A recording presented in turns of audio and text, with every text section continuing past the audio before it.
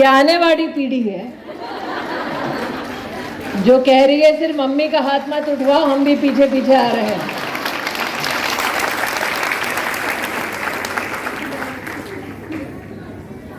जिस प्रेम के साथ, जिस जोश के साथ आज आपने मां भारती का जयकारा लगाया, जिस विश्वास के साथ आपने अपनी मुट्ठी को उठाया कि मैं भारतीय जनता पार्टी की कार्यकर्ता हूं, 30 तारीख तक वो हर एक बहन जिसने आज मुट्ठी उठाई है, उसको एक एक घर, एक एक बूथ पर जाकर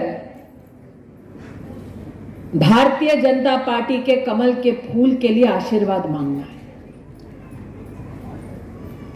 ये कमल का फूल कोई व्यक्ति नहीं, कोई व्यक्तित्व नहीं है, ये एक संघर्ष को परिभाषित करता है। अक्सर लोग अपने उद्बोधन की शुरुआत करते हैं तो मंच पर बैठे एक एक नेता का नाम लेते हैं, लेकिन भारतीय जनता पार्टी की खासियत यह है, खूबी यह है कि भाजपा कार्यकर्ता से है, मात्र नेता से नहीं।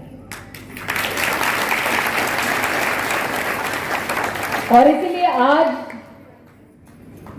हमारे प्रत्याशी भले ही गावित साहब हैं, लेकिन हम कार्यकर्ता बहनें जानती हैं कि इस चुनाव में अगर कोई कैंडिडेट है तो वो हम स्वयं हैं। ये चुनाव आपका है, ये चुनाव संगठन का है, ये चुनाव कमल के फूल का है। इस मंच पर भारती बहन बैठी हैं। मुझसे भारती बहन ने कहा कि जब मैं देख रही थी कि सामने के प्रत्याशी का चुनाव चिन्ह क्या है, तो मुझे अचंभा हुआ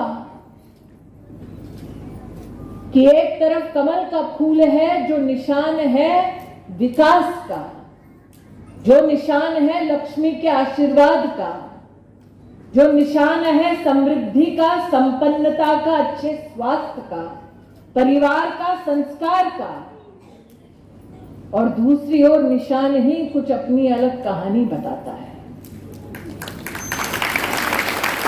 उनका भारती बहन चिंता मत करो, निकले थे वो धनुष बाण के लिए, हाथ में बल्ला थमा दिया गया।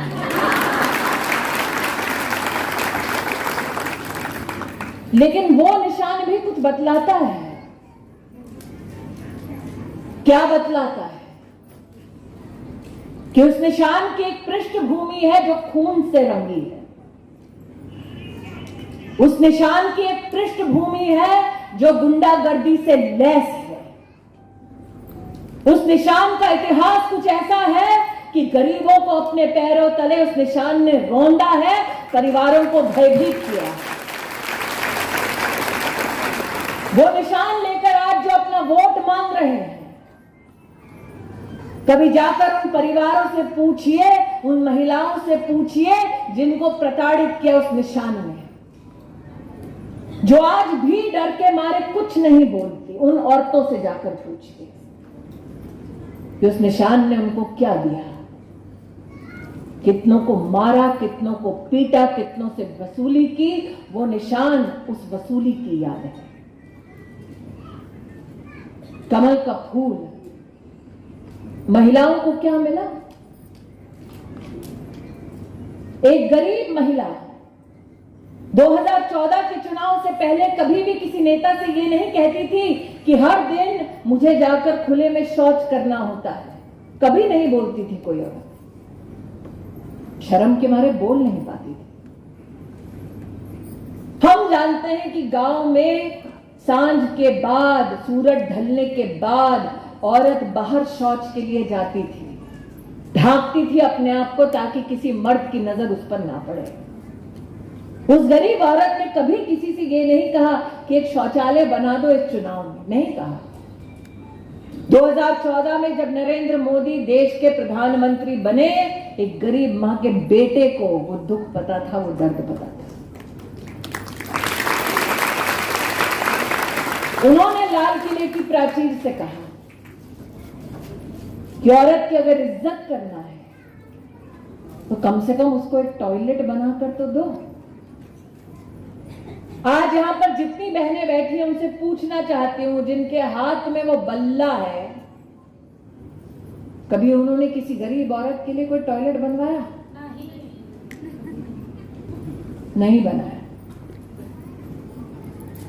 एक औरत के दिन की शुरुआत संघर्ष से होती थी। नरेंद्र भाई ने कहा अगर कुछ कर ना पाए तो कम से कम उस संघर्ष को, उस महिला को कहीं ना कहीं इंसाफ, कहीं ना कहीं सम्मान तो दिलाओ। इसलिए आज आप कार्यकर्ता बहनों से कहने आई हूं कि देश में 10 करोड़ महिलाओं को और आपके प्रदेश में भी हर गरीब परिवार को जीवन में पहली बार अगर शौचालय बनाकर किसी ने दिया तो कमल के निशान ने दिया। इसलिए आप सर उठाकर हर घर में जा सकती हैं और कह सकती हैं कि अपना आशीर्वाद मात्र हमारे प्रत्याशी को नहीं, नरेंद्र मोदी को। नट्टू भाई जेम कहूं कि सरकार छे ज आपणी, बीजो एक कमलनो फूल आप अहींयाथी मोकलशो। मराठी बोलू का? मराठी पण येत मला, हिंदी बोलू? नट्टू भाई ने सत्य कहा कि सरकार है केंद्र में, लेकिन एक कमल का फूल यहां से जाना है। क्यों? क्योंकि वो महिला जिसे शौचालय मिला, उस महिला के सामने हाथ जोड़कर कहना है कि आपका आशीर्वाद देश की संसद में जाए, इसलिए भारतीय जनता पार्टी के कार्यकर्ता आपके बीच आए। यहां जितनी बहनें उपस्थित हैं, कार्यकर्ता बहनें, हमारा गौरव है कि आज इस मंच पर नट्टू भाई बैठे हैं, लालू भाई बैठे हैं, केसी पटेल बैठे हैं, गावित साहब प्रत्याशी हैं, फतेह सिंह जी हैं। ये सब जानते हैं कि रणभूमि पर जब उतरना होता है तो जब तक घर की बहन तिलक ना लगाए माथे पे, तब तक जीत संभव नहीं है।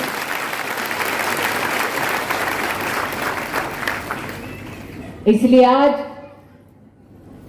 इस रणभूमि पर तिलक भी हमें लगाना है, हम ही को करना है। इसलिए कार्यकर्ता बहनों से पूछने आई हूं, प्रभारी आपकी एक महिला है, ये चुनाव जितना गावित साहब का है उतना ही इस महिला प्रभारी का भी।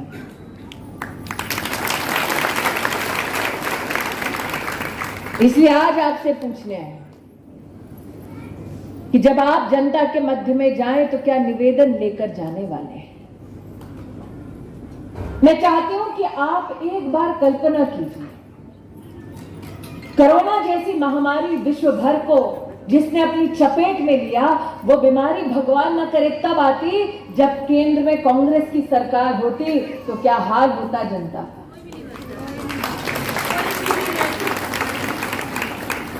नरेंद्र भाई मोदी ने पहला निर्णय ये लिया कि एक भी गरीब रात को भूखे पेट नहीं सोएगा। 80 करोड़ नागरिकों को 14 महीने मुफ्त का घर घर जाकर अनाज दिलवाना, ये कोई छोटी बात नहीं है। अब दिल पर हाथ रखकर कहिए, अगर ये अनाज कांग्रेस के राज में बंटना होता, विपक्ष के राज में बंटना होता, तो कितना उनके नेताओं के घर में होता और कितना गरीब तक पहुंचता। आज भारती बहन बैठी, हमारी केंद्रीय स्वास्थ्य राज्य मंत्री, दिल पर हाथ रखकर कहिए, 9-10 महीने में 100 करोड़ नागरिकों को टीका लगाना संभव? हमारा घरना बाळको नहीं लगाता, एमने धक्को मारू पड़े। और 100 करोड़ नागरिकों ने कोरोना का टीका लगवाया मात्र 10 महीने की अवधि में। प्रदेश में भी सबने टीका पाया। दिल पर हाथ रखकर कहिए, केंद्र में विपक्ष की सरकार होती तो टीका गरीब तक पहुंचता या टीके का पैसा नेता के जेब में जाता? बोलो।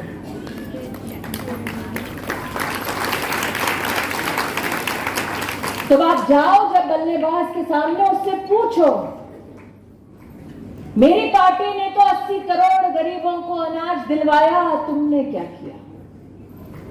मेरी पार्टी ने तो 100 करोड़ हिंदुस्तानियों को वैक्सीन मुफ्त में दिलवाई, तुमने क्या किया?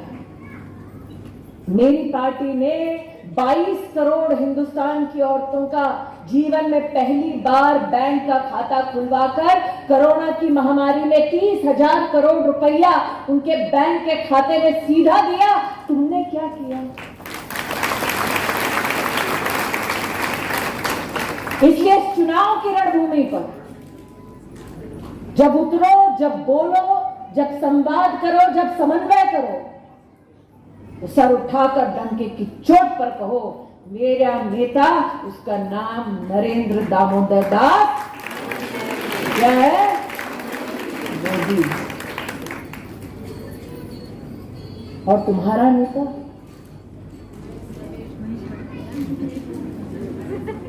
सामने वाले का नेता कौन? कौन? पीछे से बोल रहे पता नहीं, जिसका खुद अता पता नहीं, वो विकास के शिखर पर आपको कैसे पहुंचाएगा? ये प्रश्न आपको जनता जनार्दन के मध्य में लेकर जाना है। इसलिए ये चुनाव मात्र महेश भाई का चुनाव नहीं है, नट्टू भाई का चुनाव मात्र नहीं है, विजया राहटकर का चुनाव मात्र नहीं है, राकेश चौहान का चुनाव मात्र नहीं है, फतेह सिंह जी का चुनाव मात्र नहीं है। ये चुनाव है उस जनता का जो सुशासन चाहता है, उस नागरिक का जो सुरक्षा चाहता है, उस महिला का जो सम्मान चाहती है, अपने बच्चे के लिए उज्जवल भविष्य चाहती है।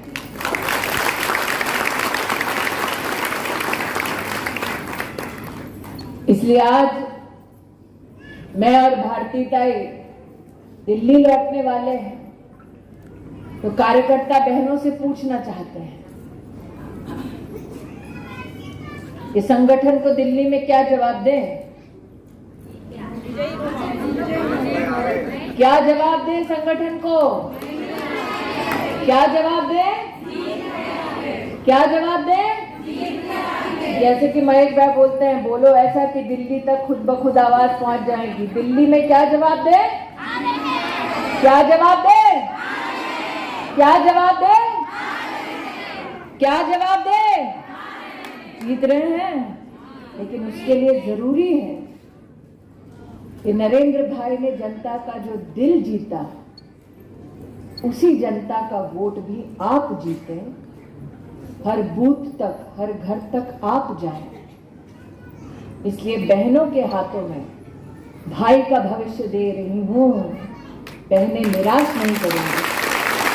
आज यही निवेदन सभी बहनों के चरणों में अर्पित करते हुए अपनी वाणी को विराम देती हूँ। जय हिंद, जय भारत। बोलो भारत माता की।